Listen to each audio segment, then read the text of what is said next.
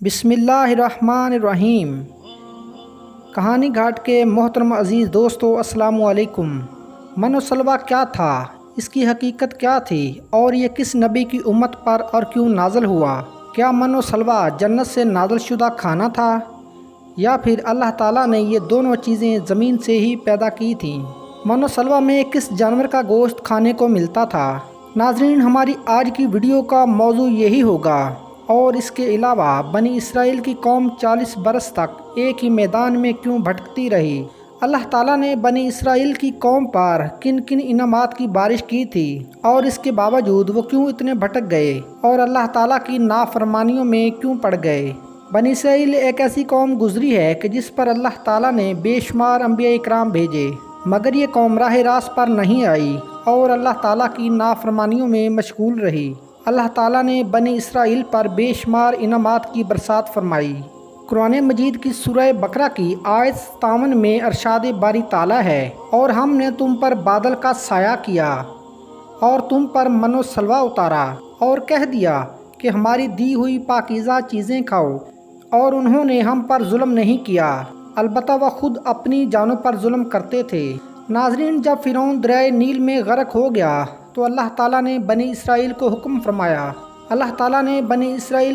فرمایا کہ قوم عاملقہ سے جنگ کر کے ملک شام کو آزاد کرواؤ، چونکہ یہ قوم نہایت ظالم اور جنگ کی ماہر تھی۔ اس کے باوجود ان 6 لاکھ بنی اسرائیلیوں نے جنگ سے انکار کر دیا، اور اس نافرمانی کی ان کو یہ سزا ملی کہ وہ 40 سال تک 27 میل کے رقبے پر مشتمل ایک ہی میدان میں بھٹکتے رہے۔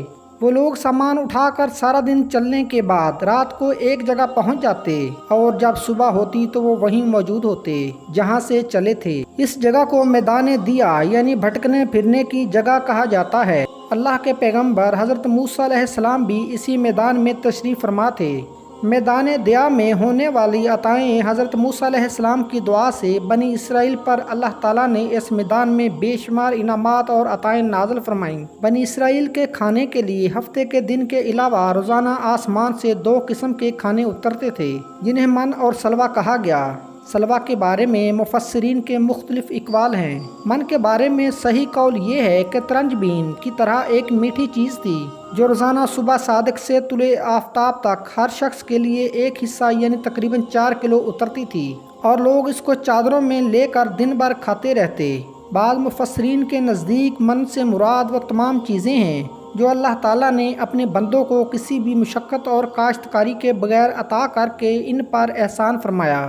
اور سلوہ کے بارے میں صحیح قول یہ ہے کہ یہ چھوٹا سا پرندہ تھا، اور اس کے بارے میں ایک قول یہ بھی ہے کہ پرندہ بھنا ہوا بنی اسرائیل کے پاس آتا تھا، اور ایک قول یہ ہے کہ جنوبی ہوا اس پرندے کو لاتی اور بنی اسرائیل آسانی سے اس کا شکار کر کے اس کو کھا لیتے۔ کوہ طور کا ایک سفید پتھر ان کے پاس تھا۔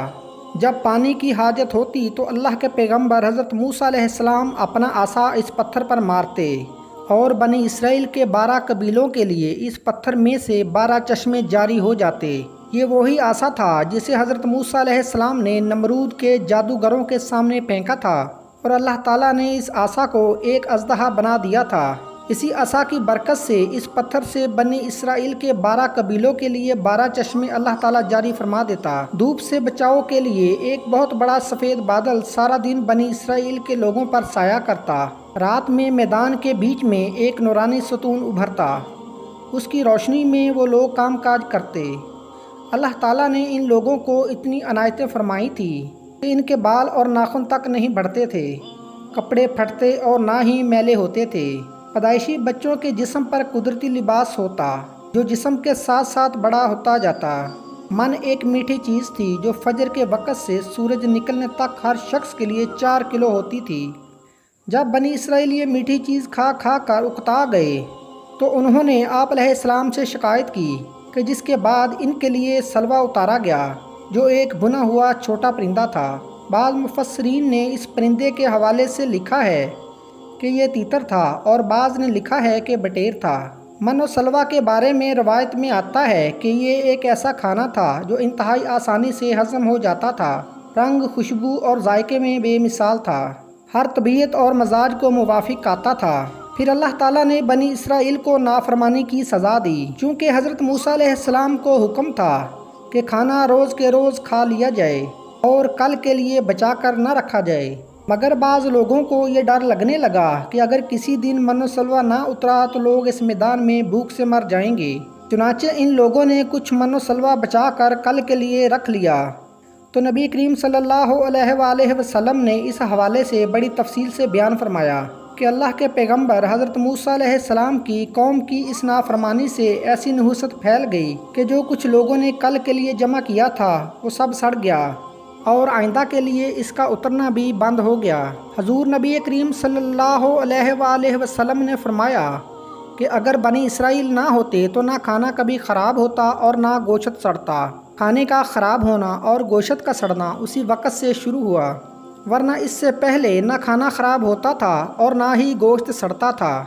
ان تمام عطاؤں اور انعامات کا ذکر اللہ تعالیٰ نے قرآن مجید میں بڑی تفصیل کے ساتھ بیان فرمایا ہے، اور فرمایا ہے کہ جب تم نے موسیٰ سے کہا کہ اے موسیٰ، ہم سے ایک ہی قسم کے کھانے پر ہرگز صبر نہ ہو سکے گا، اس لیے آپ رب سے دعا کرو کہ ہمیں زمین کی پیداوار ساگ، ککڑی، گیہوں، مسور اور پیاز دے۔ آپ نے فرمایا کہ بہترین چیز کے بدلے ادنا چیز کیوں طلب کرتے ہو؟ اچھا، شہر میں جاؤ، وہاں تمہاری چاہت کی یہ ساری چیزیں ملیں گی۔ اس کے بعد وہ لوگ اللہ کا غضب لے کر لوٹے، کیونکہ وہ لوگ اللہ تعالیٰ کی آیتوں کے ساتھ کفر کرتے تھے اور نبیوں کو ناحق قتل کرتے تھے۔ یہ ان کی نافرمانیوں اور کفر کا نتیجہ تھا۔